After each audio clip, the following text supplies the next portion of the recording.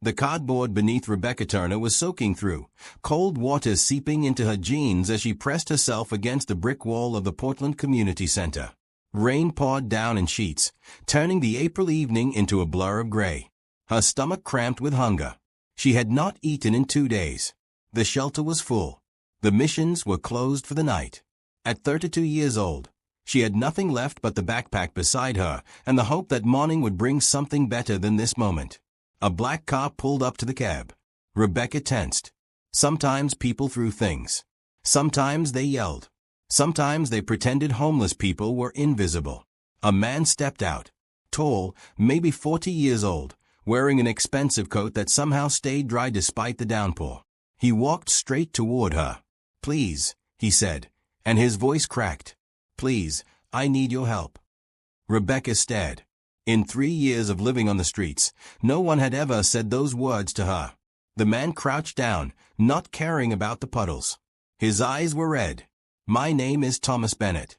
I have a 6-year-old daughter who hasn't spoken in 2 years. I've tried everything. Every therapist. Every specialist. Every nanny. Nothing works. She's disappearing into herself, and I'm losing her." Rebecca did not understand why he was telling her this. "I've been watching you," Thomas continued. "For 3 weeks, I've seen you here. I've seen how you help the other people out here. How you share your food even when you barely have any. How you talk to everyone with kindness. How you smile even when you're suffering." Her hands were shaking. From cold or fear, she could not tell. "I need a mother for my daughter," Thomas said clearly. "And you need a home. I'm not asking you to marry me. I'm asking you to come live with us. To care for Claire. To be the presence in her life that she needs. In exchange, you'll have a room, food, security, and a salary. If you want to leave after a month, you can. But please, give me a chance to give you both what you need." Could you really walk past someone this desperate without stopping to see how this story unfolds? Share your thoughts in the comments below and subscribe to see what Rebecca decides. Rebecca's mind spun. This had to be a trick. A setup. Men did not approach homeless women with offers like this. But his eyes held no deception. Only desperation that matched her own. "Why me?" she whispered. "Because everyone else I've hired has treated this like a job," Thomas said. "They've been professional, distant, correct. Claire doesn't need correct. She needs real. She needs someone who understands pain and still chooses kindness. Someone who hasn't forgotten how to be human." The rain continued to fall. Rebecca thought about the long night ahead. The cold. The fear. The endless uncertainty of where her next meal would come from. She thought about a little girl who had stopped speaking. "Okay," Rebecca said. "I'll try." Thomas exhaled, relief flooding his face. "Thank you. Thank you so much." He helped her to her feet. Frank, the driver, opened the car door. The interior was warm and dry. Rebecca slid inside, her wet clothes immediately soaking into the leather seats. "I'm sorry," she started. "Don't be," Thomas said, climbing in beside her. "We'll get you dry clothes as soon as we get home. Mrs. Patterson, our housekeeper, has already prepared a room for you. She's excited to meet you." As the car pulled away from the curb, Rebecca watched the community center fade into the rainy darkness. She was leaving behind the only life she had known for 3 years. Fear and hope warred inside her chest. Thomas made a phone call. "Mrs. Patterson? We're coming home." "Yes," she said yes.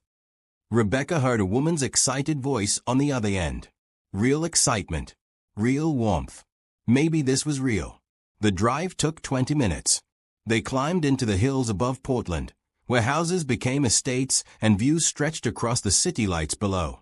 The Bennett home was a sprawling modern structure of glass and wood, somehow both grand and welcoming. Mrs. Patterson met them at the door. She was a woman in her 60s with silver hair and a kind face that crinkled when she smiled. "Oh, you poor dear. Let's get you warm right away." She ushered Rebecca inside without a trace of judgment about her appearance or smell. Frank brought her backpack. Mrs. Patterson led her up a curved staircase to a bedroom that was larger than any place Rebecca had lived in her entire life. "The bathroom is through there," Mrs. Patterson said. "I've laid out some clothes that should fit." They were mine when I was younger and slimmer. Take a hot shower, get warm, and come downstairs when you're ready. No rush. Dinner will be waiting whenever you want it."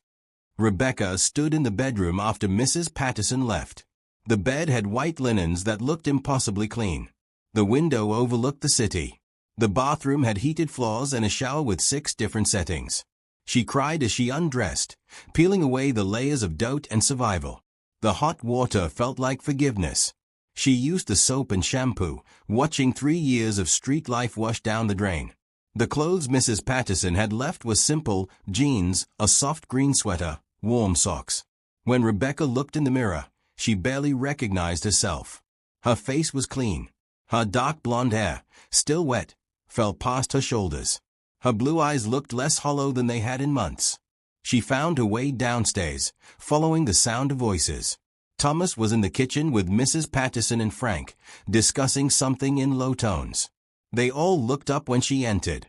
"You look wonderful," Mrs. Patterson said warmly. "Are you hungry?" "Starving," Rebecca admitted. "Good. Sit down, dear. I made chicken soup and fresh bread." The food was the best thing Rebecca had tasted in years. She ate slowly, trying not to seem desperate, but Mrs. Patterson kept refilling her bowl with encouraging nods. Thomas watched her with careful eyes. "Tomorrow, I'd like to introduce you to Claire. She's sleeping now. I thought it would be better for you to settle in first." "Tell me about her," Rebecca said. Thomas's expression softened with love and pain.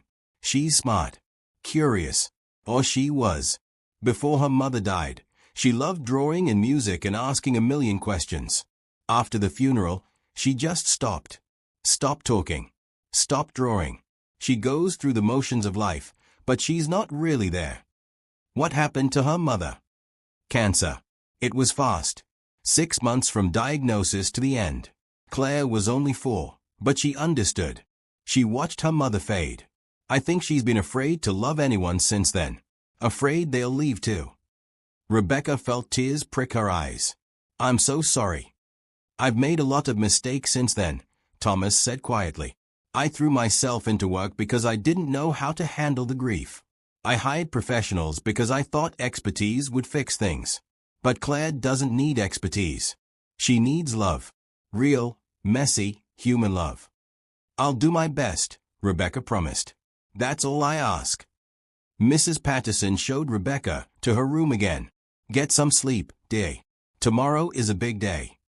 But Rebecca lay awake in the soft bed, staring at the ceiling. This did not feel real.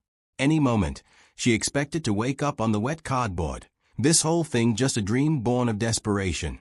But the sheets stayed soft. The room stayed warm.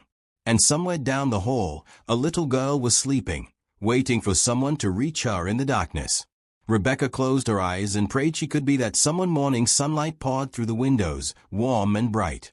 Rebecca woke disoriented, momentarily panicked until she remembered where she was. The guest room. The Bennett house. The impossible opportunity. She dressed in another set of clothes Mrs. Patterson had left, jeans and a red sweater. Downstairs, she found the kitchen bustling with morning energy. Mrs. Patterson was making pancakes. Frank sat at the counter, reading the newspaper. Thomas stood by the window with a coffee cup, looking out at the gardens. "Good morning," Rebecca said softly. They all turned, smiling. "Good morning, dear," Mrs. Patterson said. "How did you sleep?" "Better than I have in years." "I'm glad. Sit down and eat. Claire will be up soon." As if summoned by her name, small footsteps sounded on the stairs. Rebecca turned. The girl who entered the kitchen was tiny for 6 years old. She had dark hair like her father and large brown eyes that seemed to hold too much sadness for someone so young. She wore purple pajamas with stars on them. She looked at Rebecca without expression, neither curious nor afraid. "Claire, this is Rebecca," Thomas said gently. "She's going to be staying with us for a while." Claire said nothing. She climbed into her usual chair and stared at her empty plate. Mrs. Patterson set pancakes in front of her. Claire began eating mechanically, bite after bite, not tasting, just going through motions. Rebecca's heart broke. "I like your pajamas," Rebecca said quietly. "Stars are my favorite." Claire's eyes flicked toward her for a brief second, then away. When I was your age, I used to try to count all the stars I could see from my window, Rebecca continued. She kept her tone light, conversational, asking nothing of Claire. I never got past about 50 before I fell asleep. No response. But Claire was listening. Rebecca could tell by the slight tilt of her head. After breakfast, Thomas had to leave for work. I'll be home by 6, he said. Mrs. Patterson and Frank are here if you need anything. Claire usually plays in her room or the playroom upstairs. She's gentle and quiet. She won't give you any trouble. That was the problem, Rebecca thought. Trouble meant engagement. Trouble meant caring. Thomas kissed Claire's forehead. Have a good day, sweetheart. Claire allowed the kiss but did not react. After he left, Rebecca found herself alone with Claire in the living room. The girl sat on the floor with a puzzle, placing pieces with methodical precision. No joy. No frustration. Just empty routine. Rebecca sat nearby, not crowding, just present. She did not try to help with the puzzle. She just watched. After an hour, Claire finished the puzzle, stood, and walked upstairs. Rebecca followed at a distance. Claire went to a bedroom painted soft yellow with white curtains. Every surface was covered with toys, books, and art supplies, but everything looked untouched, preserved, as if the room was a museum to a childhood that no longer existed. Claire sat on her bed and stared at the wall. Rebecca sat on the floor near the doorway. This is a beautiful room. Nothing. I bet you used to draw. I see the easel over there. Nothing. Rebecca did not push. She pulled out her phone, which Thomas had given her that morning, and started playing soft music. Nothing loud. Just gentle piano melodies. Claire's shoulders relaxed slightly. They sat like that for an hour. Then 2. Mrs. Patterson brought lunch. They ate in silence. Afternoon stretched into evening. When Thomas came home, he found them in the playroom. Claire was still silent, still distant. But she was sitting closer to Rebecca than she had been that morning. Just 2 feet closer. But it was something. How did it go? Thomas asked. Good, Rebecca said simply. That night, Rebecca lay in bed thinking about the girl downstairs. Claire was trapped inside herself, locked behind walls built from grief and fear. Rebecca understood those walls. She had built her own over the years. Sometimes walls were the only thing keeping you standing. But walls also kept you alone. The next day followed a similar pattern. Quiet proximity. No demands. Just presence. On the 3rd day, Rebecca brought down a sketchbook and colored pencils. She sat on the floor and began drawing simple things. A house. A tree. A flower. Claire watched from the corner of her eye. Rebecca drew a sun. Yellow and bright. Claire moved 3 feet closer. Rebecca drew a bird. Claire sat down next to her. Not touching, but close. Rebecca held out a red pencil. Want to try? Claire stared at the pencil. For a long moment, Rebecca thought she would refuse. Then Claire took the pencil. She drew a single red circle on the page. Small and careful. Rebecca smiled. That's beautiful. Claire set the pencil down and walked away. But the circle remained. The first mark Claire had made in 2 years. That evening, Thomas stared at the drawing. She drew this. Just the circle, Rebecca said. But yes. Thomas's eyes filled with tears. He sat down heavily. Thank you. She's the one doing the work, Rebecca said. I'm just sitting beside her. That's more than anyone else has done. Over the following days, Claire drew more circles. Then squares. Then a stick figure. Small steps. Tiny victories. Mrs. Patterson watched with delight. Frank smiled every time he drove them to the park or the store. The household began to feel less like a museum and more like a home. 2 weeks into Rebecca's stay, she was reading aloud from a picture book while Claire played with blocks nearby. The story was about a lost kitten finding its way home. When Rebecca finished, she closed the book. A small voice, rusty from disuse, whispered, again. Rebecca's breath caught. She looked at Claire, who was staring at her blocks, not making eye contact. Of course, Rebecca said, her voice thick. I'll read it again. She read the story 3 more times. Each time, Claire whispered, again. When Thomas came home, Rebecca told him. He dropped to his knees in front of Claire and took her small hands. "You spoke," he whispered. Claire looked at him with those sad brown eyes. "I'm so proud of you, sweetheart." Claire did not say anything more that day. But the door had opened. Just a crack. But it was enough. Rebecca had been living with the Bennets for 3 weeks, and the rhythms of the house were becoming familiar. She woke early, helped Mrs. Patterson with breakfast, and spent her days with Claire. The little girl was speaking occasionally now, mostly single words or short requests. Each word felt like a small miracle. But Rebecca still felt like a visitor. Her room was comfortable, her clothes were borrowed, and her position in the household remained undefined. She was not a nanny, not family, somewhere in between. Thomas seemed to sense her uncertainty. One Saturday morning, he knocked on her door. "Can we talk?" They sat in the living room with coffee. Morning light streamed through the tall windows, brightening everything it touched. "You've been here almost a month," Thomas said. "And I can see Claire changing. Really changing. You're reaching her in ways I couldn't." "She's doing the work," Rebecca said. "I'm just patient." "You're more than patient. You're real with her. You don't pretend everything is fine. You let her be sad when she needs to be sad." Rebecca shrugged. "I know what it's like to be sad. Pretending doesn't help." Thomas nodded. "I want to make this official. I want you to stay. Not as a temporary solution, but as part of our family. I'll put you on salary. $50,000 a year to start, with full health insurance and benefits. This is your home now. Not a guest room. Your home." $50,000. Rebecca had not earned that much in her entire adult life combined.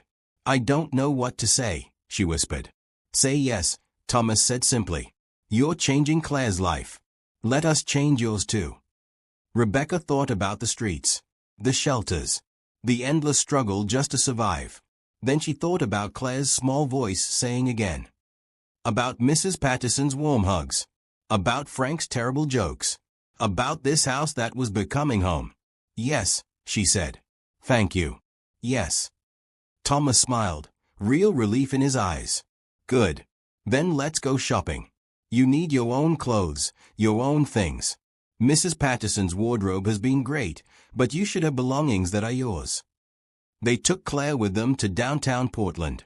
Frank drove them to a local shopping district filled with boutiques and cafes. The April weather was clear, the city alive with Saturday energy. Claire held Rebecca's hand as they walked. Tight. Secure.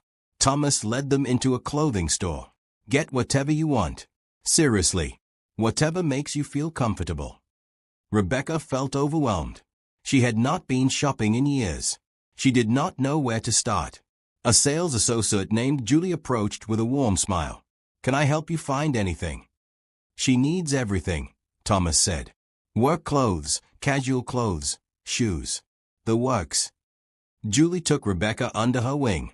She pulled jeans and sweaters, dresses and blouses. Comfortable things in blues and greens and reds. Nothing too fancy. Just good, solid clothes. Rebecca tried everything on. Each outfit felt like putting on a new identity. She was not the homeless woman anymore. She was not the desperate person huddled against a wall.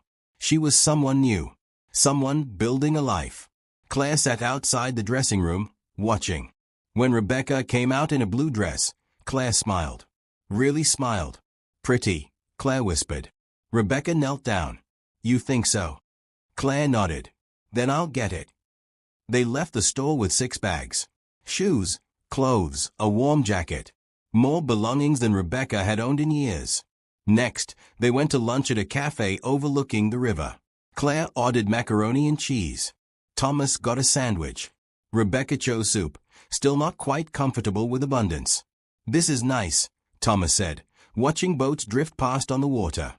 "We should do this more often." "Family outings?" Rebecca asked.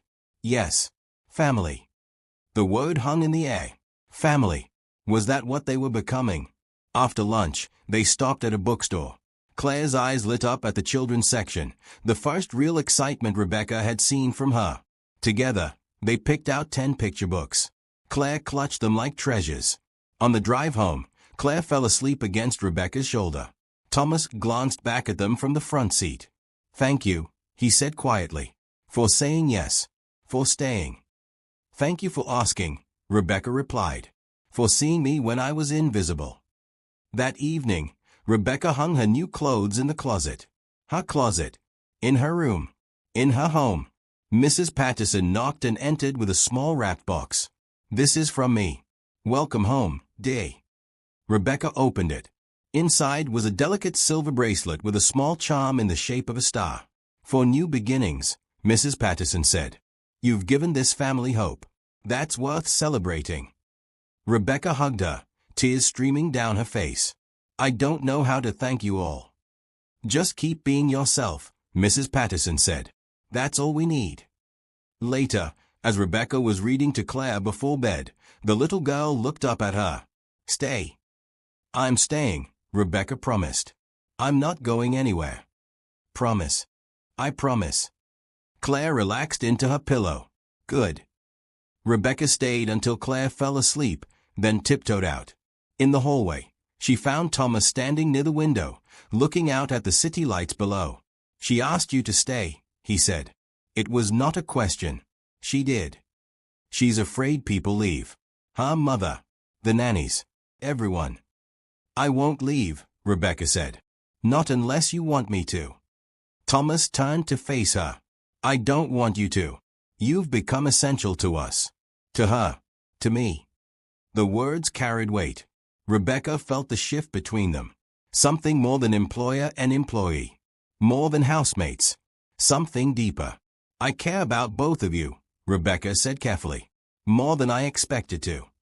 "Good," Thomas said softly. "Because we care about you too." They stood in comfortable silence, the house quiet around them. Outside, Portland glittered in the darkness. Inside, something fragile and precious was taking root. A family was forming. Not through blood or marriage, but through choice, through kindness, through showing up for each other day after day. Rebecca went to bed that night feeling something she had not felt in years, belonging. She belonged here, in this house, with these people. The fear and uncertainty of the streets felt like a distant memory. Tomorrow, she would wake up in her own room, wear her own clothes, care for a child who was learning to speak again. Tomorrow, she would continue building this new life. One small step at a time. One act of kindness at a time. And for the first time in a long time, tomorrow felt full of promise. The next few weeks brought a gentle rhythm to the Bennett household. Rebecca woke early each morning, finding joy in simple routines. She helped Mrs. Patterson prepare breakfast while Frank read the morning news aloud. Claire would appear on the stairs in her pajamas, and the day would begin. Claire was speaking more. Short sentences now. "Can we go outside?" or "I want the blue cup." Each phrase was a victory. Thomas documented them all in a journal, as if recording miracles. On a bright May morning, Rebecca suggested they go to Forest Park. "Claire needs sunshine and fresh air." "We all do." Mrs. Patterson packed a picnic lunch. Frank drove them to the trailhead, where families were already gathering for Saturday hikes. The park was huge, stretching across the hills above the city, filled with tall trees and winding paths. Claire held Rebecca's hand as they walked. She looked up at the trees with wonder. "Big," she whispered. "Very big," Rebecca agreed. "Some of these trees are older than your great-great-grandparents." "Really?" "Really. They've been standing here for hundreds of years, watching the world change." They found a clearing with a view of the city below. Rebecca spread out the blanket while Mrs. Patterson unpacked sandwiches and fruit. Frank stretched out on the grass with a satisfied sigh. Thomas sat next to Rebecca. This was a good idea. "Fresh air helps everything," Rebecca said. After lunch, Claire wandered to a nearby tree and began examining the bark. A woman with 2 children approached, smiling. "Hi there. I'm Jennifer. These are my kids, Amy and Ben." "I'm Rebecca. This is Claire." Amy, who looked about Claire's age, crouched down next to her. "Want to look for bugs?" Claire glanced at Rebecca, uncertain. "It's okay," Rebecca encouraged. "Go ahead." Claire nodded and followed Amy to a fallen log. Together, they began turning over leaves and examining the ground. Ben, a boy of maybe 8, Join them. Your daughter is beautiful, Jennifer said. Rebecca started to correct her, then stopped. Thank you. Is this your first time at Forest Park? It is. We're still exploring Portland. Well, there's a great playground about a mile down the trail. The kids love it. After Jennifer and her family moved on, Thomas looked at Rebecca. You didn't correct her. About what? When she called Claire your daughter. Rebecca felt heat rise to her face. I didn't want to make it complicated. Or maybe it didn't feel wrong. Rebecca watched Claire, who was carefully placing a beetle on a leaf. No, it didn't feel wrong. They sat in comfortable silence, watching Claire interact with the other children. Slowly, gradually, the little girl was emerging from her shell. That evening, back at the house, Claire asked, "Can we go to the park again tomorrow?" "We can go whenever you want," Rebecca promised. "Tomorrow." Thomas laughed. "Okay, sweetheart. Tomorrow." The next day, they returned. This time, Claire ran ahead on the trail, her previous hesitation gone. At the playground, she climbed on the equipment while other children played around her. She was not quite ready to join them, but she was watching, learning. A boy fell off the swings and started crying. Without prompting, Claire walked over and patted his shoulder. "It's okay," she said softly. The boy's mother helped him up, thanking Claire. Thomas and Rebecca exchanged amazed looks. "Did that just happen?" Thomas whispered. "She's showing empathy," Rebecca said. "That's huge." That week, Rebecca introduced Claire to baking. They made cookies together in the kitchen, flour dusting their clothes and noses. Claire measured ingredients with careful precision. When the timer dinged, she insisted on wearing oven mitts to help Rebecca remove the tray. "Hot," Claire warned. "Very hot. Good job remembering." They decorated the cookies with colored icing. Claire made swirls and dots, her tongue sticking out in concentration. Mrs. Patterson came in and made a show of being impressed. "These are the most beautiful cookies I've ever seen," she declared. Claire beamed with pride. That night, Thomas came home to find the kitchen table covered with cookies. "What's all this?" "Claire made them," Rebecca said. "Well, we made them together. But she did most of the work." Thomas tried one. "These are delicious, sweetheart." "I made the purple one," Claire said, pointing to a cookie covered in lavender frosting. "The purple one is my favorite." Claire's smile could have lit the whole house. Later, after Claire was asleep, Thomas found Rebecca in the living room reading. "Can I join you?" "Of course." He sat down with a tired sigh. "I can't believe the difference in her. 2 months ago, she was barely functioning. Now she's making cookies and comforting other kids." "She just needed someone to be patient with her," Rebecca said, "and to show her that the world could be safe again." "You showed her that. You showed both of us." Their eyes met. Something passed between them, an acknowledgement of the bond forming. "I should go to bed," Rebecca said, suddenly nervous. "Rebecca, wait." She paused. "I want you to know how grateful I am.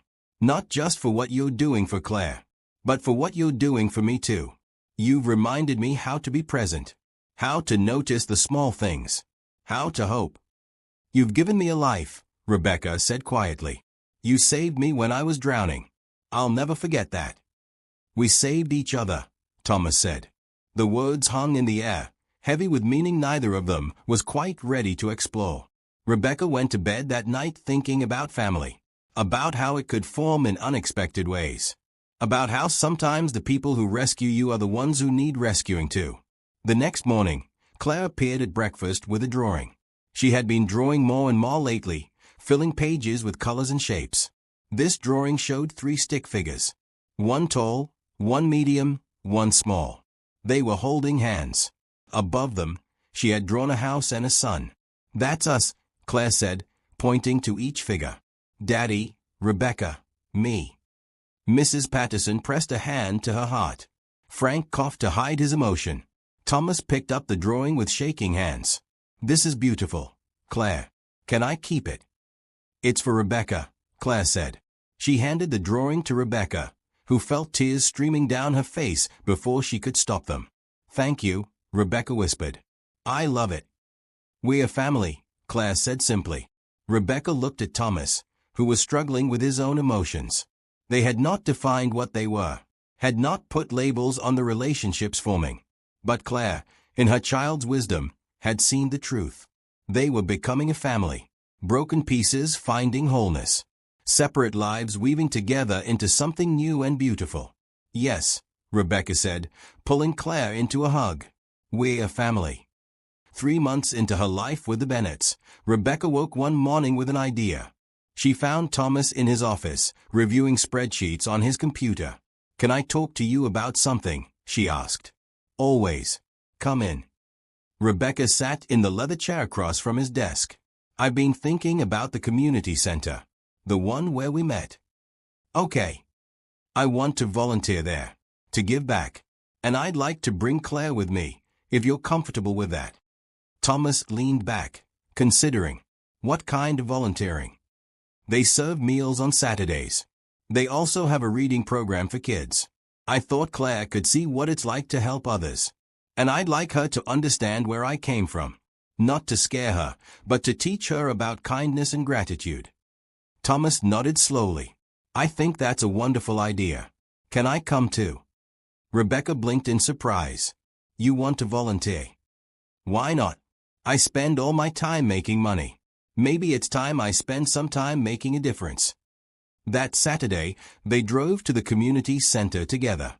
The building looked different to Rebecca now that she was approaching it from a place of stability rather than desperation.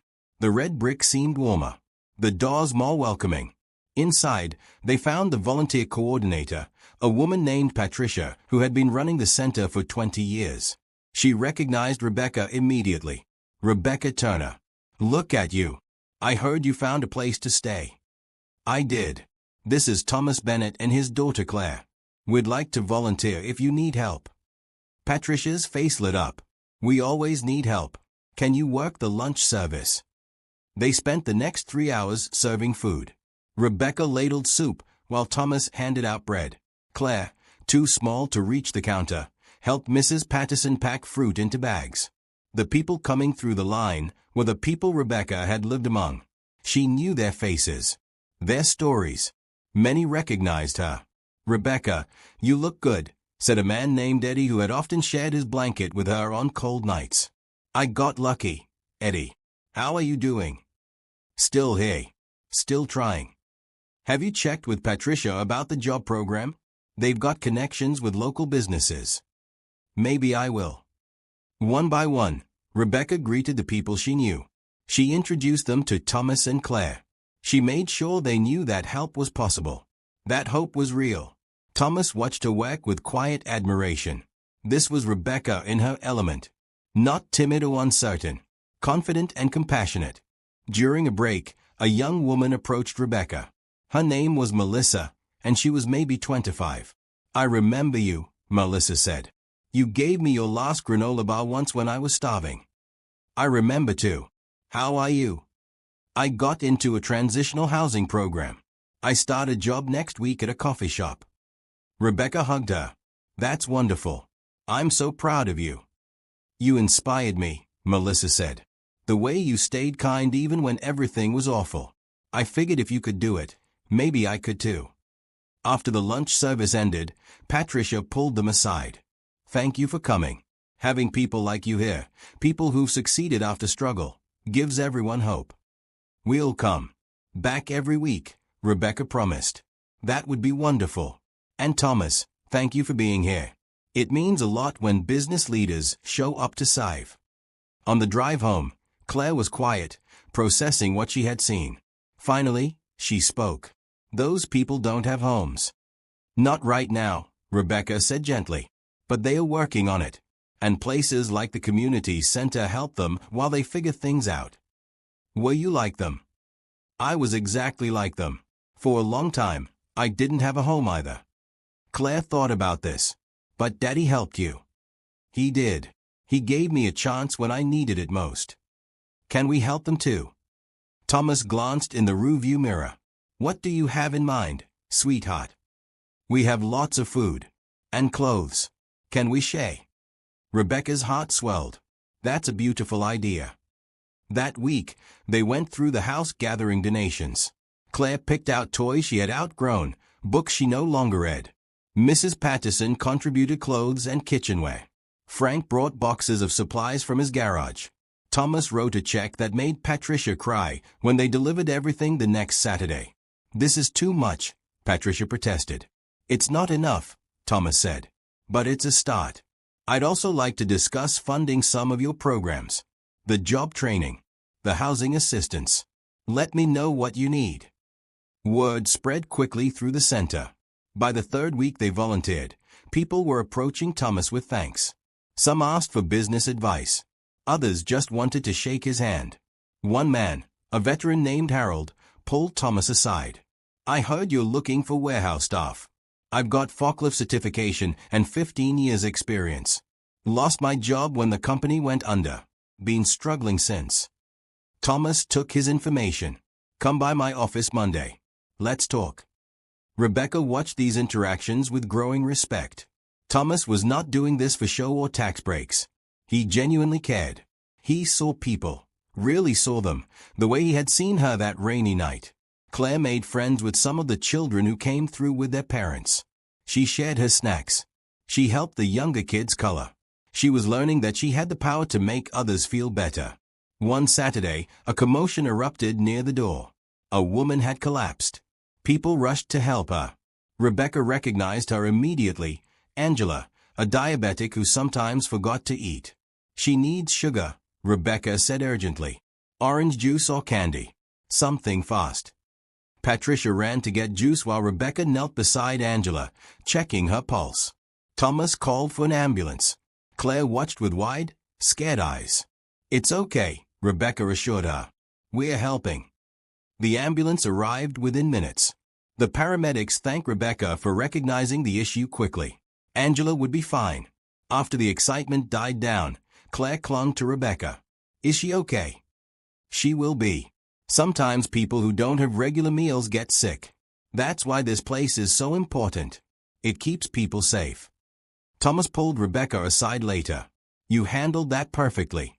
You knew exactly what to do. I've seen it before. Too many times.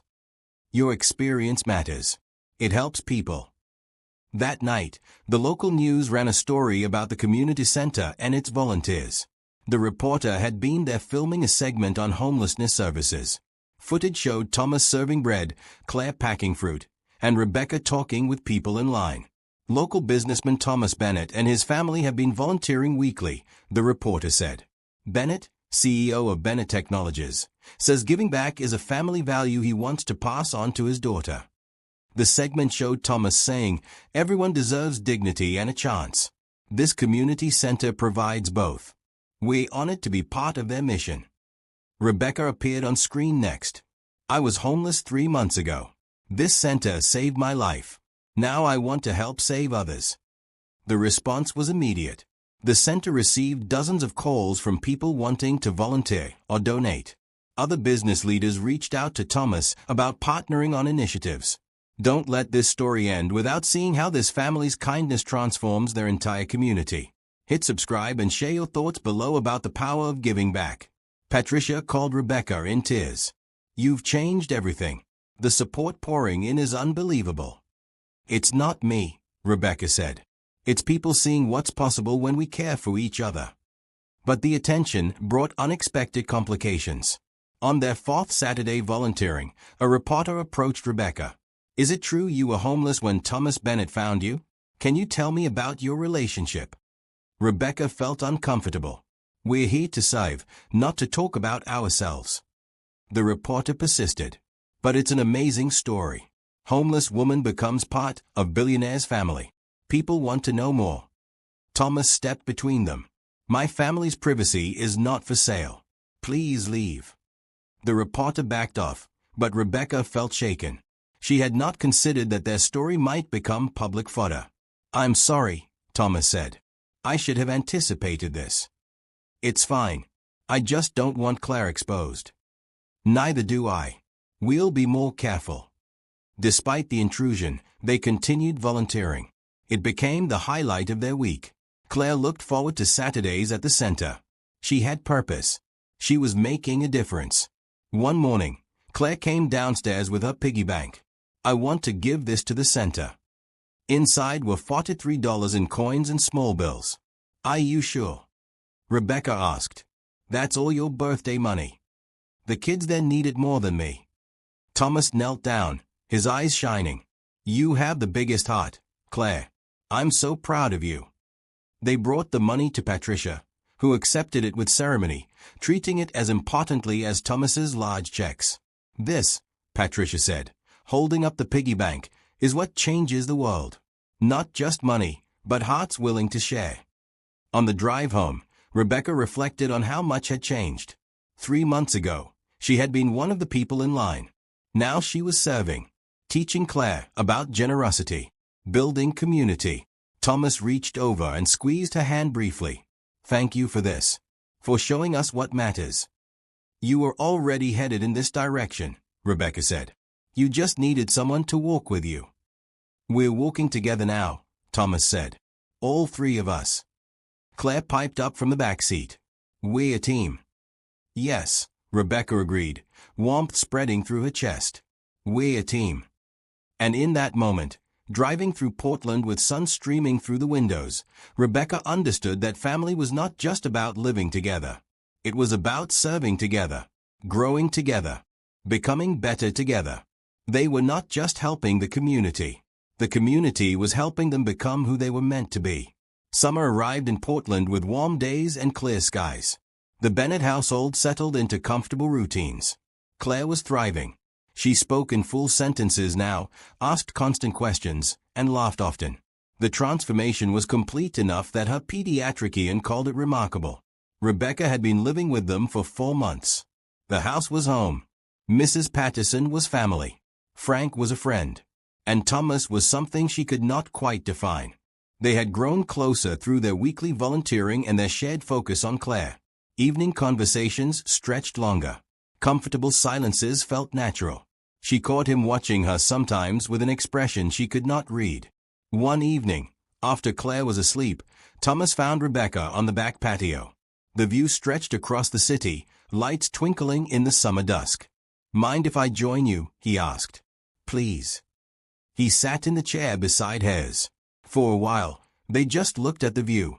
"I've been thinking," Thomas said finally, "about how my life was before you came. How empty it felt, even with all the success and money." Rebecca waited, sensing he needed to say this. "I was going through motions. Work, home, worry about Claire. That was it. No joy, no connection. I was surviving, not living." "I know that feeling," Rebecca said quietly. "But now everything's different. The house feels alive. Claire is thriving. And I look forward to coming home in a way I haven't since before my wife died." Rebecca's heart beat faster. She was afraid to speak, afraid to break whatever was forming between them. "You've given us so much," Thomas continued. "More than just care for Claire. You've given us hope, laughter, purpose." "You gave me a life," Rebecca reminded him. "Everything I have is because you saw me when I was invisible. I didn't just see you. I saw someone extraordinary. Someone who had every reason to be bitter and broken, but chose kindness instead. That's rare, Rebecca." She felt tears building. "I'm not extraordinary. I'm just trying to do right." "That's what makes you extraordinary." They sat in silence again, the weight of unspoken feelings hanging between them. "Can I ask you something?" Thomas said. "Anything." "Are you happy here? Really happy? Or are you staying because you feel obligated?" Rebecca turned to look at him directly. "I'm happier than I've ever been. This isn't obligation. This is home. You and Claire are my family." Relief flooded Thomas's face. "Good. Because I can't imagine this house without you anymore." The moment stretched. Rebecca felt herself leaning slightly toward him. Thomas did the same. Then they heard Claire's voice from upstairs.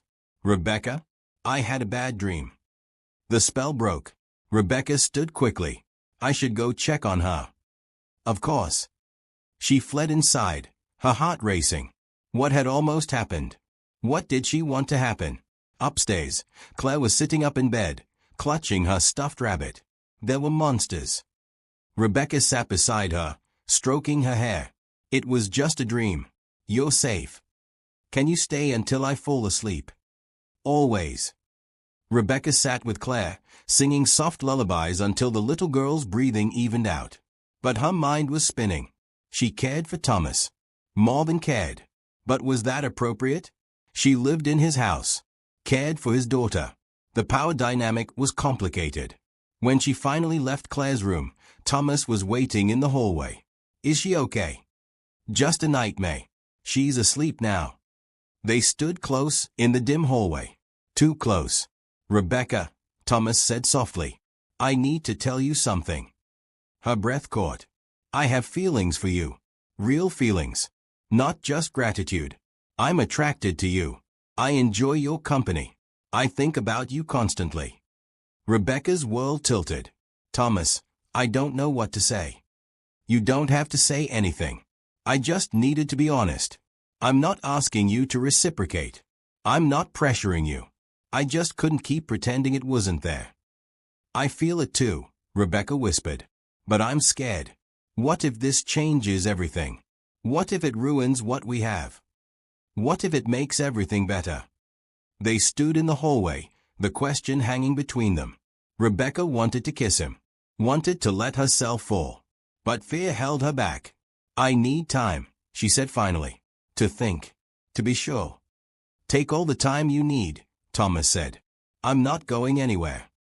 The next few days were awkward. They were both hyper-aware of each other. Conversations felt stilted. The easy comfort they had built felt fragile. Mrs. Patterson noticed. What's going on with you two? Nothing, Rebecca said quickly. Don't give me that. I've been watching people for 60 years. Something happened. Rebecca sighed.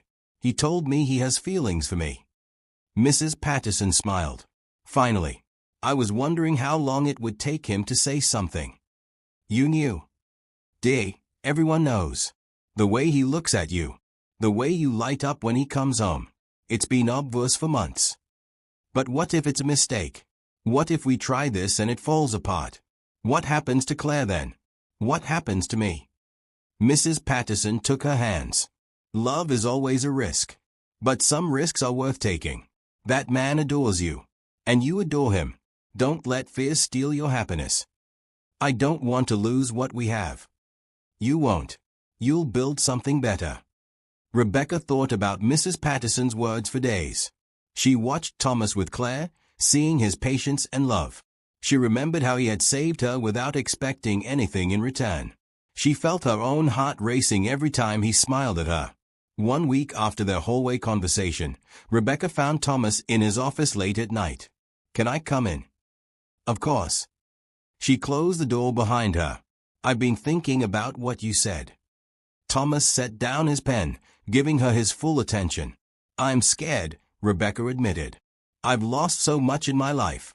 The idea of risking what we have terrifies me. I understand. But I'm also tired of being scared. Tired of letting fear make my decisions. Thomas stood slowly. What are you saying? Rebecca walked toward him. I'm saying I have feelings for you too. Real feelings. I think about you all the time. I look forward to seeing you. I care about you in ways that go beyond gratitude or friendship. Rebecca, he breathed. I don't know how to do this. I don't know how to date someone I live with. I don't know how to protect Claire if things don't work out. But I know I want to try. Thomas closed the distance between them. He cupped her face gently. We'll figure it out together.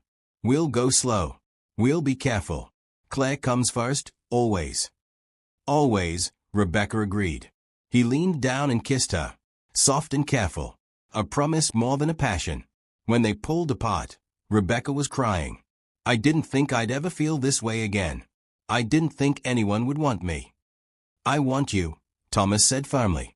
Not because you care for Claire. Not because you're grateful. But because you're you. You're strong and kind and real. You're everything I've been looking for without knowing it. They held each other in his office while the city lights glittered beyond the windows.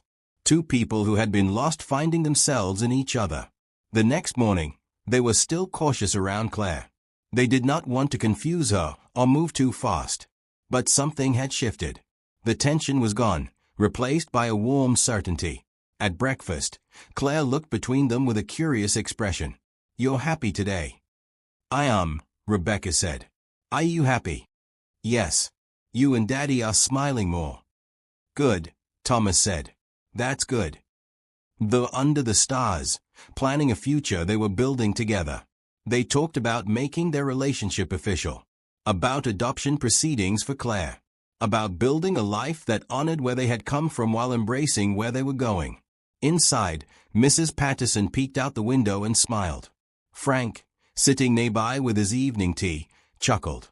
About time those two figured it out.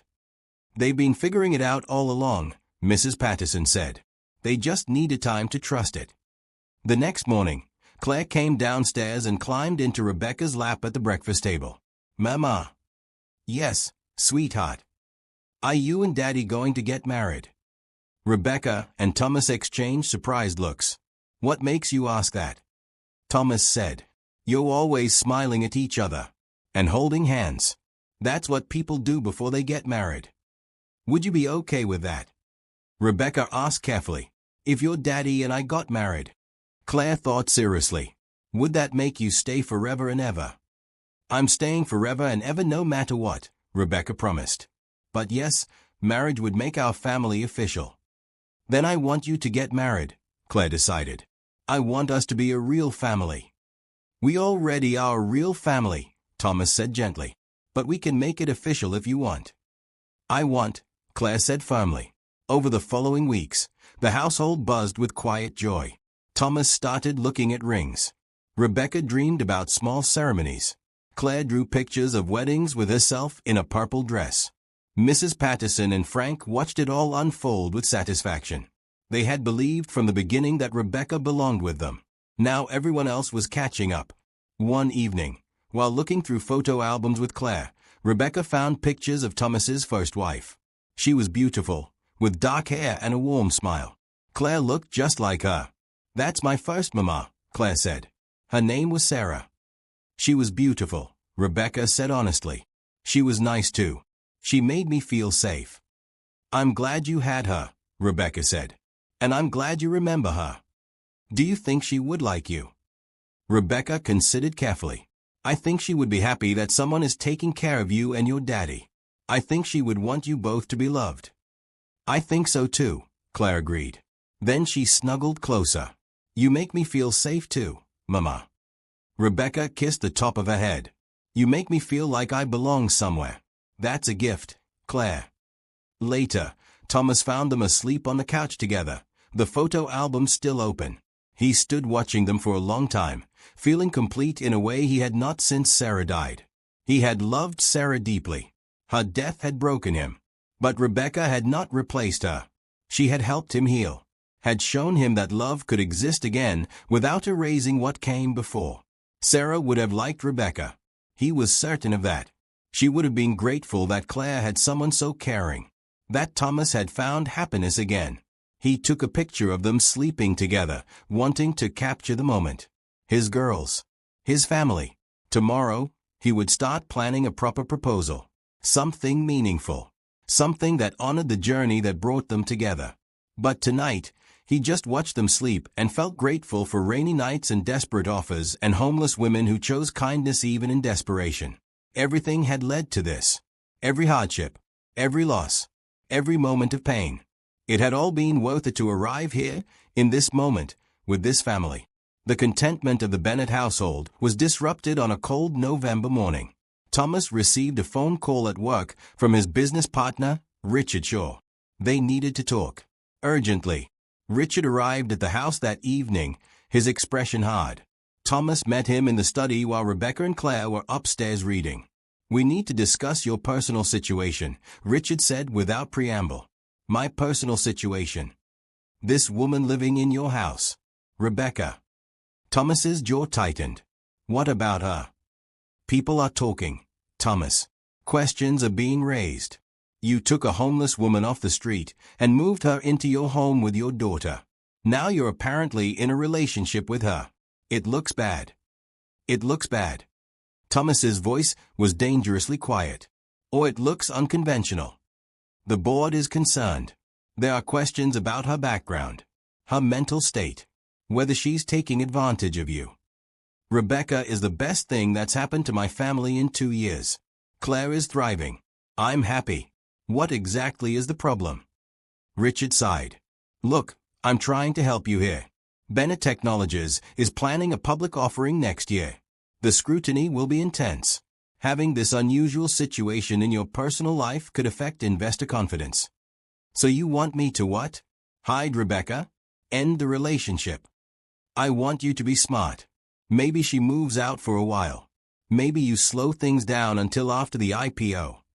Thomas stood, his face flushed with anger. Get out. Thomas, be reasonable. I said get out. Rebecca is not a problem to be managed. She's family. And if the board has concerns, they can bring them to me directly. After Richard left, Thomas sat alone in his study, shaking with fury and worry. He had not anticipated this kind of opposition. He had been living in a bubble of happiness, not considering how others might view their situation. Rebecca found him there an hour later. What's wrong? He told her everything. Watched her face pale as he spoke. Maybe he's right, she said quietly when he finished. Maybe I should move out for a while. I don't want to hurt your business. Absolutely not. You're not going anywhere. But if I'm causing problems. Thomas pulled her close. You're not causing problems. Small-minded people are. And I won't let them dictate how I live my life or who I love. I'm scared, Rebecca admitted. I knew this was too good to be true. I knew something would come and take it away. Nothing is taking this away. I promise you. But the next day brought worse news. Thomas's former in-laws, Sarah's parents, called. They were coming to visit. They wanted to see Claire. And they wanted to meet Rebecca. Carol and David Mitchell arrived on Saturday afternoon. They were kind people who had been devastated by their daughter's death. They saw Claire regularly, and Thomas valued their relationship with their granddaughter. But their faces were tight with concern when they entered. Thomas, we need to talk, Carol said after greeting Claire. They sat in the living room. Rebecca excused herself, but Thomas asked her to stay.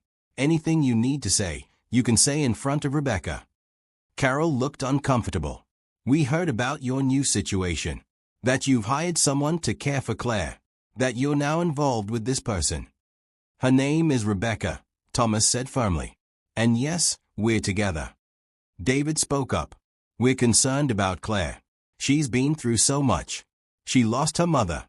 Now there's this new person in her life. Someone who came from very difficult circumstances. Rebecca has been the best thing for Claire, Thomas said. You saw her when you arrived. She's happy. She's talking. She's thriving. We saw her very attached to this woman, Carol said. What happens if the relationship doesn't work out? What happens to Claire then? The relationship will work out, Thomas said. You can't know that, David argued. Thomas, we're not trying to be cruel. We're trying to protect our granddaughter. This woman lived on the streets. You don't know her history, her stability. Rebecca stood. I'll leave you to talk. No, Thomas said. Stay, please. He turned to the Mitchells. You want to know about Rebecca? I'll tell you. She lost everything through no fault of her own. She ended up homeless. And despite that, despite having every reason to become bitter and angry, she chose kindness. She helped others even when she had nothing. She maintained her dignity and compassion in circumstances that would have broken most people. That's admirable, Carol said carefully. But it doesn't necessarily make her qualified to be a parental figure. Watch how Claire is with her, and then tell me she's not qualified, Thomas said. Rebecca has given my daughter her voice back, her joy back, her trust in the world back. I couldn't do that. Therapists couldn't do that. But Rebecca did. As if summoned, Claire appeared in the doorway. Grandma? Grandpa? Do you want to see what Mama and I made? The word hung in the air. Mama. Carol's eyes widened. What did you call her? Claire looked confused. Mama. That's her name. Claire. Honey, that's not, you had a mother. I know, Claire said. I remember my first Mama. But Rebecca is my mama too. People can have two mamas. She ran to Rebecca and took her hand. Come on, mama. Let's show them the picture we drew. Claire dragged Rebecca from the room. The adults sat in stunned silence. She calls her mama, Carol whispered. She does, Thomas said. Because that's what Rebecca is to her. Sarah was her mother, David said, his voice breaking. And Sarah always will be, Thomas said gently. Rebecca doesn't replace her. She's not trying to. But Claire needs a mother figure now.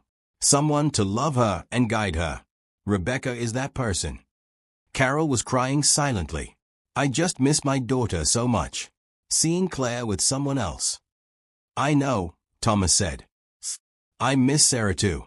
Every day. But she would want Claire to be happy. She would want us to move forward. Claire returned, pulling Rebecca with her. She held out a drawing. Look, I drew our whole family.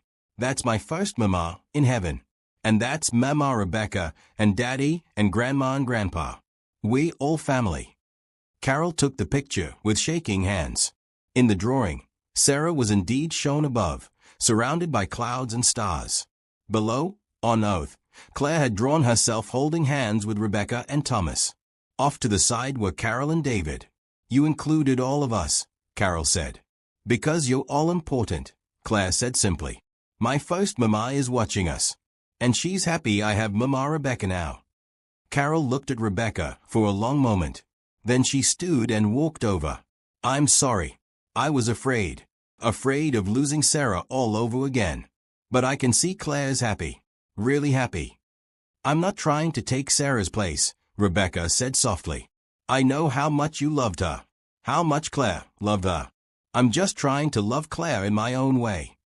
Carol reached out and took Rebecca's hand. Thank you for caring for my granddaughter. David joined them. I'm sorry too. We were just worried. I understand, Rebecca said. I would be worried too in your position. Over the next few hours, the tension eased. The Mitchells watched Rebecca interact with Claire. They saw the genuine love, the patience, the joy. At dinner, Claire chatted happily about volunteering at the community center, about her friends at the park, about the cookies she and Mama Rebecca made. When it was time for the Mitchells to leave, Carol hugged Rebecca. Take care of her, please. I will. I promise. After they left, Thomas exhaled with relief. That went better than I expected. They love Claire, Rebecca said. They were just being protective. I'm proud of how you handled it. Later, after Claire was asleep, they discussed the situation with Richard and the board. Thomas was determined to fight any opposition, but Rebecca worried. What if this really does hurt your business? She asked. Then it hurts my business. I'm not giving you up for money. But everything you built means nothing without you and Claire. Money is just money, Rebecca. Family is everything. The next week, Thomas met with the board. He laid out the situation clearly. Rebecca was part of his family. If they had concerns, they were unfounded. Claire was proof of that. Some board members were skeptical. Some were supportive. But Thomas made it clear this was not up for debate. If my personal life is a problem for this company, then I'll step down, he said. But I won't compromise my family.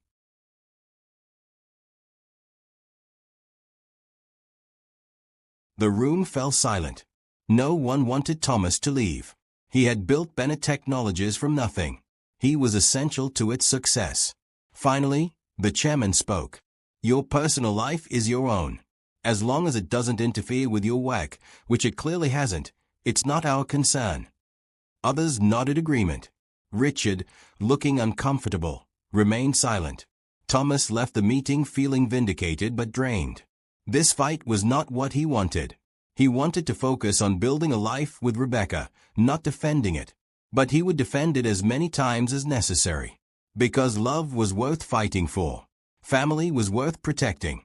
And he had found both in a homeless woman who had taught him that the most important things in life could not be bought or sold.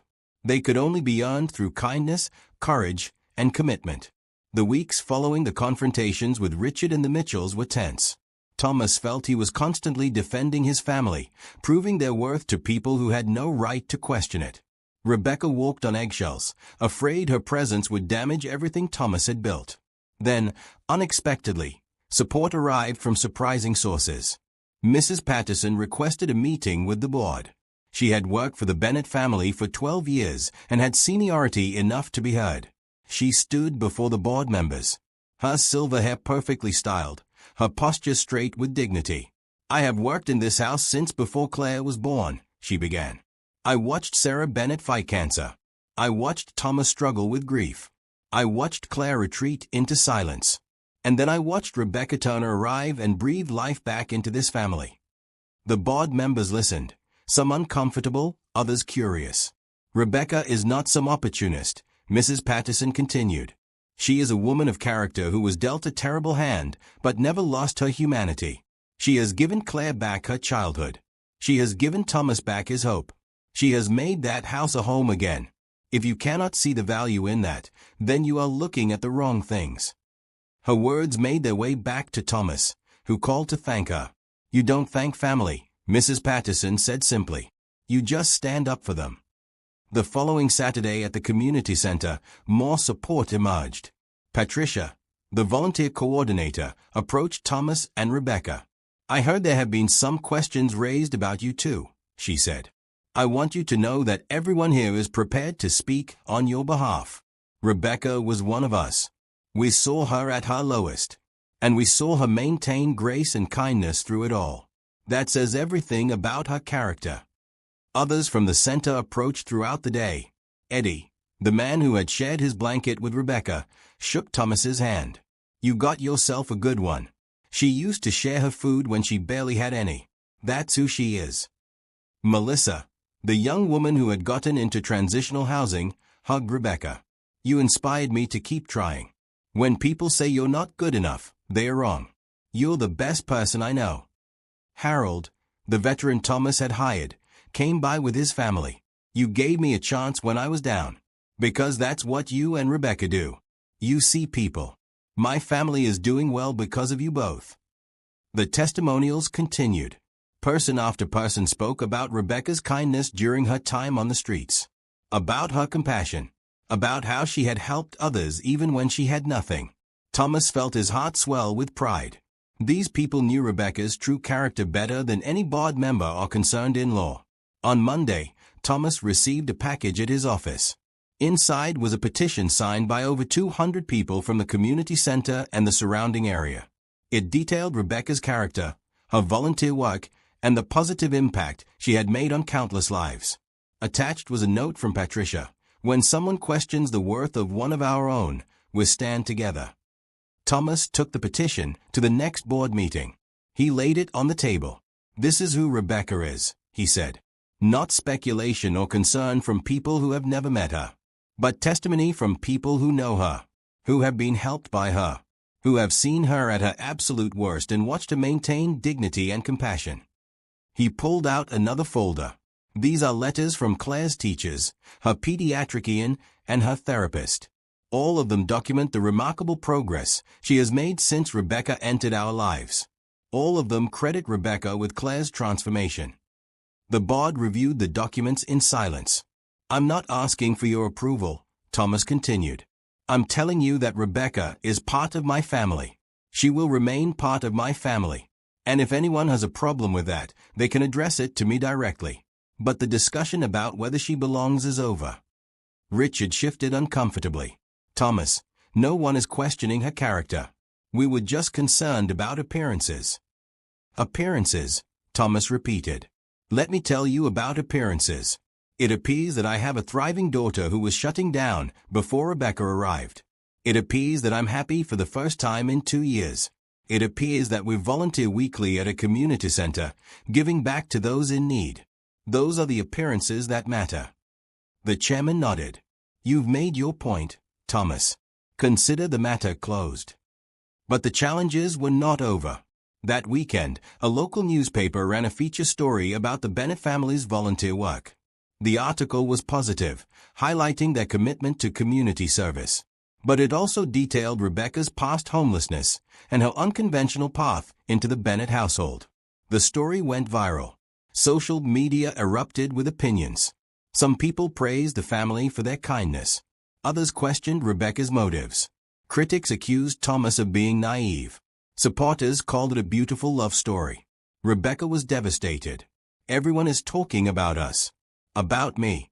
My past is everywhere. Let them talk, Thomas said firmly. We know the truth. But the attention was overwhelming. Reporters called the house. People recognized them at the store. Claire heard kids at the park whispering. One afternoon, Claire came home from school upset. Some kids said my mama used to be homeless. They said she's weird. Rebecca's heart broke. This was exactly what she had feared. Her past hurting Claire. What did you say? Thomas asked gently. I said my mama is the best mama in the world. And I said being homeless doesn't make someone weird. It means they had hard times but kept being kind anyway. Thomas pulled Claire into his lap. That's exactly right, sweetheart. I'm proud of you. But why are people being mean? Claire asked. Because sometimes people don't understand things that are different, Rebecca said. They are afraid of what's not ordinary. But we're not ordinary, Claire said. We're special. Yes, we are, Thomas agreed. The next day, Thomas did something unexpected. He called a press conference. Rebecca tried to talk him out of it, but he was determined. If people want to talk about us, let's give them the real story, he said. At the press conference, Thomas stood with Rebecca beside him. Claire sat in the front row with Mrs. Patterson. I want to address the recent attention on my family, Thomas began. 6 months ago, I was a single father with a daughter who had stopped speaking after her mother's death. I was desperate. I had tried everything and nothing worked. He looked at Rebecca. Then I met Rebecca Turner. She was homeless through circumstances beyond her control. But despite everything she had lost, she had maintained her humanity, her kindness, her compassion. I asked Rebecca to come live with us and care for Claire. Not because I wanted to hire someone, but because I recognized something rare in her, something my daughter needed. His voice grew stronger. Rebecca gave my daughter her voice back, her joy back, her trust in the world back. And in the process, she gave me back my life too. Yes, Rebecca was homeless. Yes, our situation is unconventional. But love is not ordinary. Family is not traditional. And sometimes the people who save us come from the places we least expect. He gestured to the petition and letters on the table. These documents represent testimony from over 200 people who know Rebecca's character. From doctors who have seen Claire's progress. From community members who have witnessed Rebecca's compassion. I love Rebecca Turner. I intend to marry her. She is Claire's mother in every way that matters. And anyone who has a problem with that can take it up with me personally. The room erupted with questions. But Thomas held up his hand. I'm not here to debate. I'm here to state facts. Our family is strong. Our daughter is thriving. Our love is real. That's all that matters. He took Rebecca's hand and led her from the room. Behind them, cameras flashed and reporters shouted questions. In the car, Rebecca was shaking. That was intense. It was necessary, Thomas said. No more whispers. No more speculation. Just truth. That evening, the press conference aired on local news. The response was overwhelmingly positive. Social media filled with supportive comments. Stories poured in from other families who had overcome unusual circumstances. A local church called to offer support. Other businesses reached out to praise Thomas's stance. Parents from Claire's school sent notes of encouragement. Even Richard called to apologize. You were right. I was worried about the wrong things. What you've built with your family is what matters. The Mitchells called too. We saw the press conference, Carol said. You defended Rebecca beautifully. We're sorry we ever doubted her. Over the following days, the attention died down. Life returned to normal. But something had shifted. The questions were over. The challenges were behind them. One evening, Thomas found Rebecca and Claire in the kitchen making dinner together. They were laughing, covered in flour, completely comfortable with each other. He stood in the doorway watching them. His family. Hard-won and deeply loved. Rebecca looked up and caught him watching. What? Just appreciating what we have. Claire ran over and grabbed his hand. Come help us, Daddy. We're making your favorite." The three of them cooked together, talking and laughing. Mrs. Patterson and Frank joined them for dinner. The table was full of food and warmth and love. This was what they had fought for. Not acceptance from others, but this family they had built from broken pieces. Later, after Claire was asleep, Thomas and Rebecca sat on the patio under the stars. "Thank you for standing up for me," Rebecca said.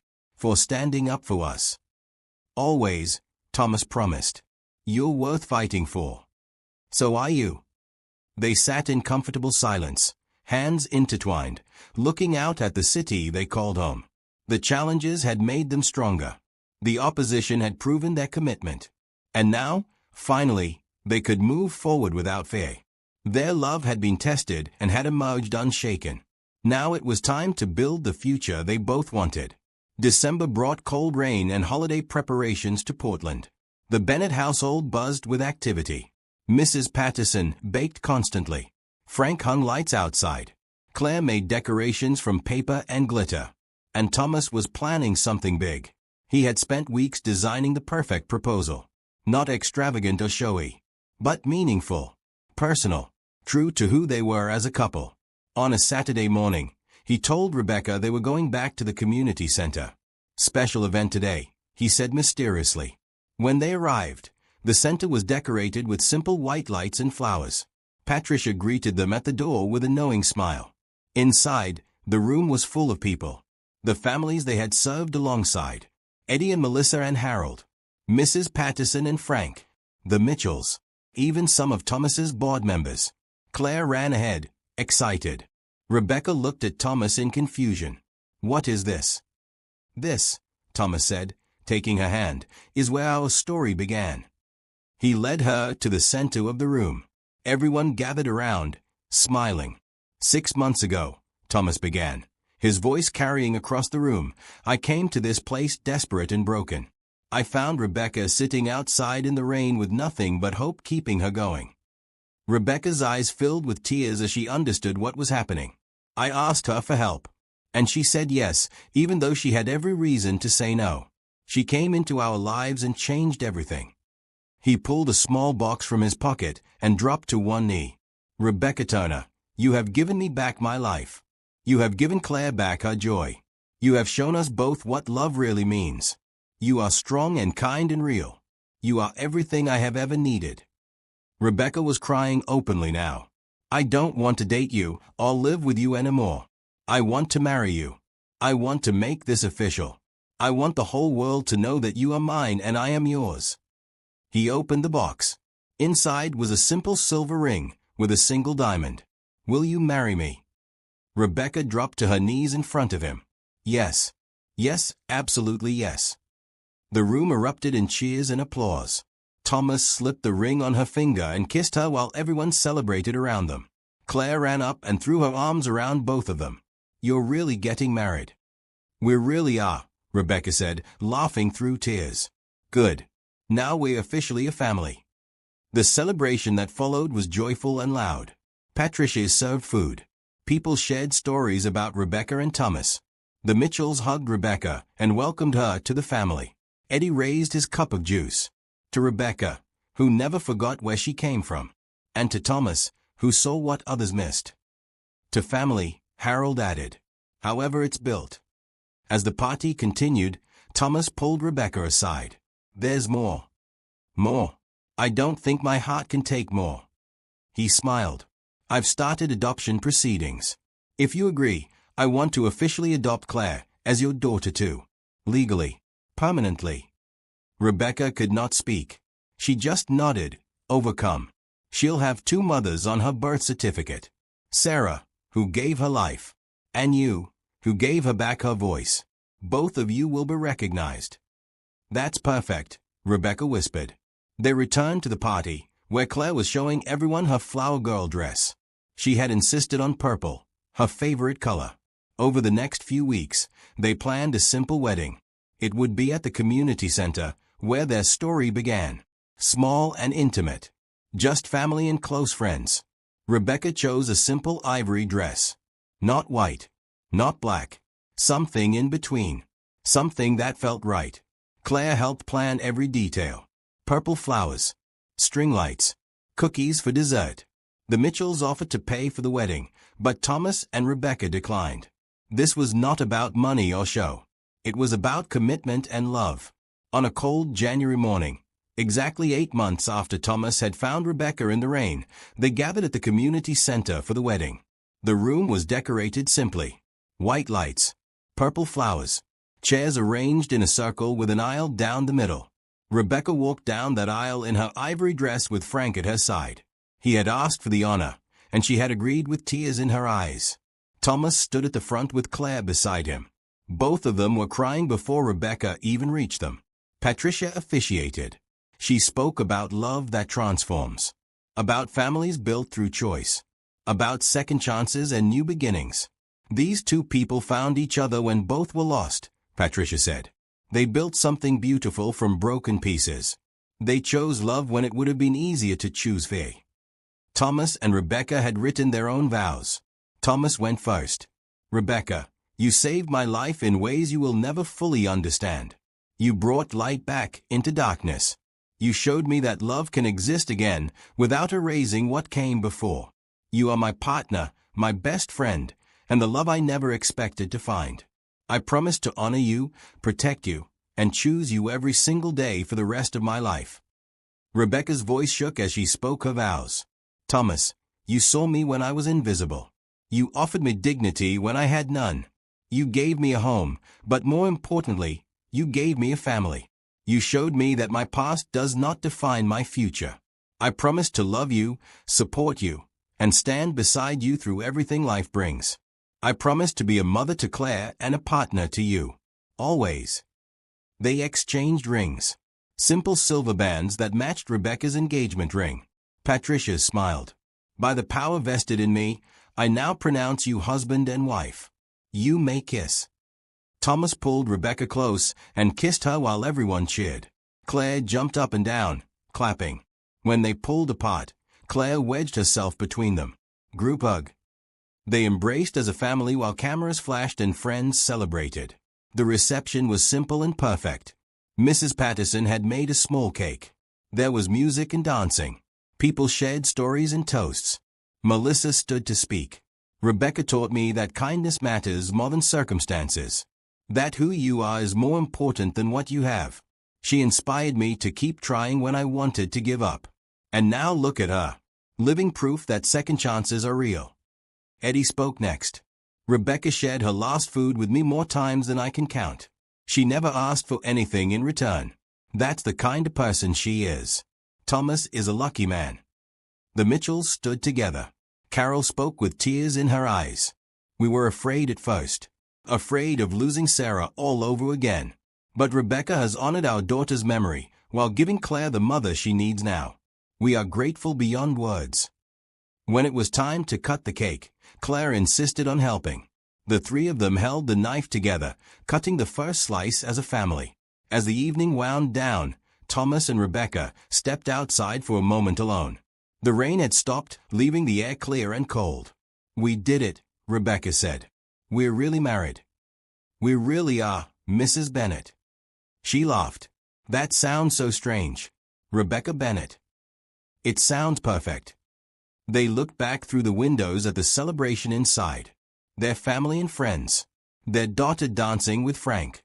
Mrs. Patterson laughing with Patricia. 8 months ago, I was sitting outside this building with nothing, Rebecca said. And now I have everything.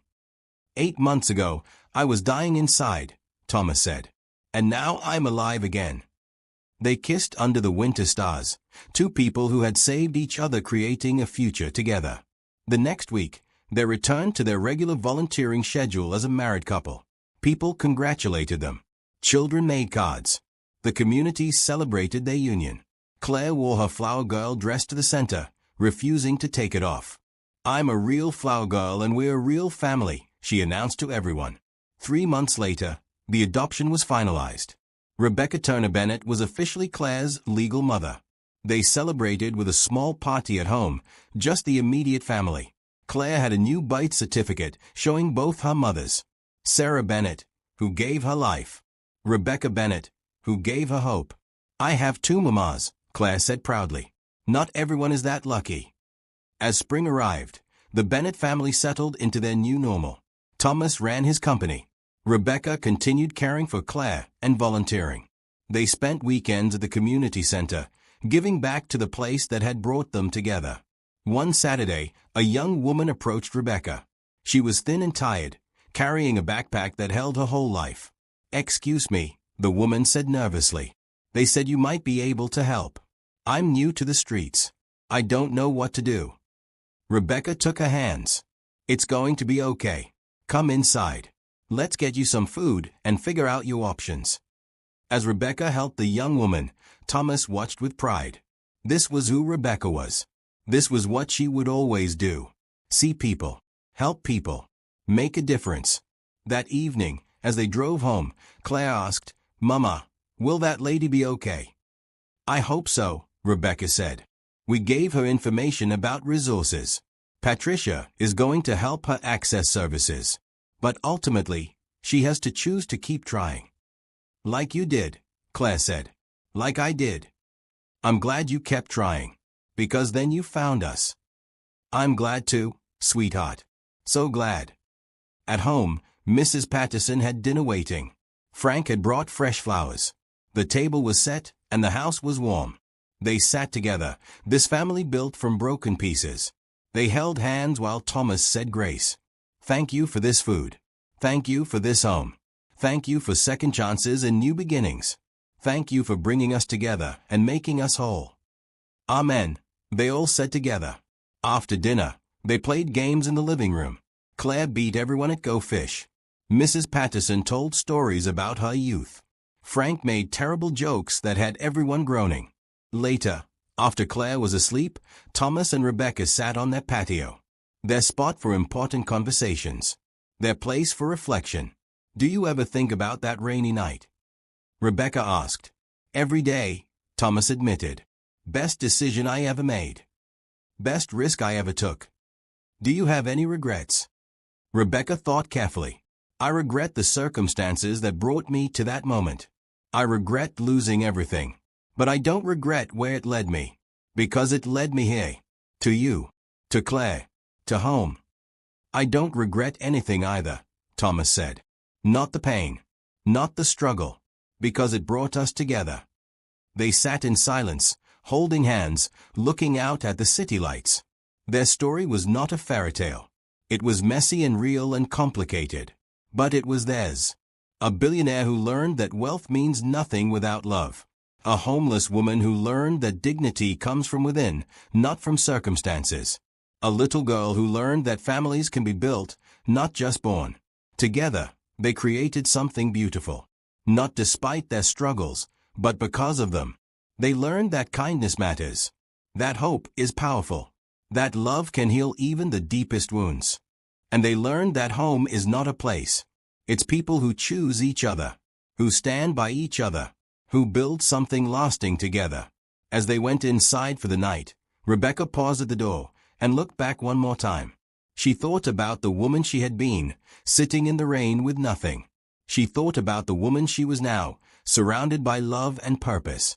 "Thank you," she whispered to the universe, to fate, to whatever force had brought them together. Thomas came up behind her and wrapped his arms around her waist. "What are you thinking about?" "I'm thinking about how grateful I am. For all of it. For you. For Claire. For this life we've built." "Me too," Thomas said.